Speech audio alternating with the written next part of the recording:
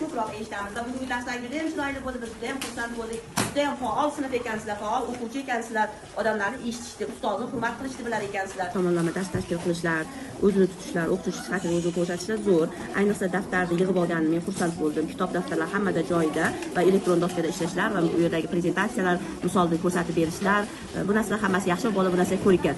Hamma tomondan yaxshi bo'lganini yomon tomonlari ham bo'ladi. Yomon tomon deb qabul qilmaymiz. Meni darsga nisbatan berayotgan feedbacklarim. Uyga vazifada yig'ib olish jarayonida bitta bolani o'rnidan turish noto'g'ri deb o'ylayman.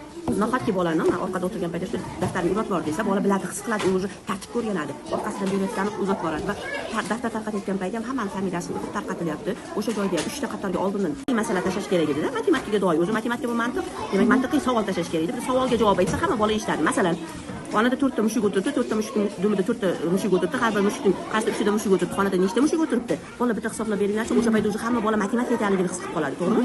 Keyingisi yechish deb gaplashdik, murakkab masalalarni yechish degan mavzu turibdi. Lekin biz misol bilan boshladik. Va misol qulay usulda yechishida, qulay usulda yechish bilan masala yechishda bir-biriga bog'liqlik joyini ko'rmadi. Yoki bormi? Biz o'ylaylik, misol ishlayapmiz qulay usulda. Demak, mavzu nima? Masalalarni yechish.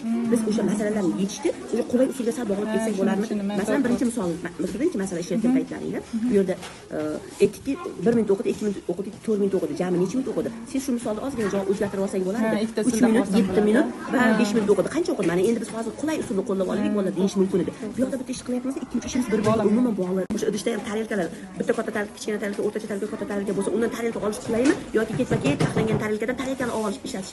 Mana oddiy hayotiy misol orqali bolaning miyasida qulay degan so'zni urg'u berish kerak edi. Vazifamiz ana ilmiylikka yaqinlashishda biz bolani shunchaki yuzaki matematika darsi o'tib ketib qolish emas. Vazifamiz bolani hayotiy misollar bilan ilmiylikka olib borish. O'sha narsaga e'tibor qarash kerak va hammaga bir vaqtda masala o'qishga imkoniyat berish kerak deb o'ylayman. Masalan, noto'g'ri deb o'ylayman. Masalan, 30 ni lekin mana bizning vazifamiz nima? Bizning vazifamiz bolaning miyasini sal boshqacha 12 demoqchisiz. 42, 40 qo'shuv 2, 57, 50 qo'shuv 7, bu 40 ga 40, 2 ga 7 deb qo'shishni o'qituvchi birlik o'lik mana shunaqa qilib o'rgatishga turib, kelajakda ham bolada matematikaga bo'lgan so'rib qoladi. Taxmatak misol ishlash bu meni o'ylayman sindiradi bolani. U katta sonlarda ishlasa, masalan 5 xona, 6 xona son bo'lsa ham taxmatak ishlasak, o'zi bor yo'q 2 xona son haqida gaplashyapmiz. Uni bola miyasini rivojlantirish kerak bo'ladi. O'sha taxmatakdan bir bolaga fokus qaradi. Bilim butun jamoaviy yondashuvga erishish kerak deb solishlarlaring, to'g'rimi? Sen chizmada 16 bilan 18 o'rtasida ikkita farq borligini bola og'ziga aytdi. Uni lineykada ko'rsatib qo'ygan kitobda, to'g'rimi? Endi biz shuni balkim geometriyaga sal bog'larmiz-da. Sen aytsanki 18 dan 16 ikkita orqaga qaytamiz. Yo'q, 2 birlik keyinda nima? Necha turibdi? O'sha ilmiy shaklda aytishda aytasiz. Yo'q, ilmiy shakl emas, geometrik nuqtai nazardan tushuntirish kerak edi bolaga. Geometrik nuqtai nazardan tushuntirganingda ikkinchi marta lineyka chizayotganda bolada shunaqangi fikr tug'iladi-da. Birlik kesma. Menimcha o'tgan bo'lsalaring kerak-da birlik kesmalar. O'sha birlik kesmani o'tganliklaring uchun u yerda tagiga lineyka qo'yib qo'ygan. Bo'lmasa u 16 dan 18 da ayirish bu hali nima deydi, bunaqa masala berib misol berilmasligi kerak edi va bola tushuntirish taktikalari, masalan, tushuntirish taktikalari o'zgartirish kerak deb o'ylayman.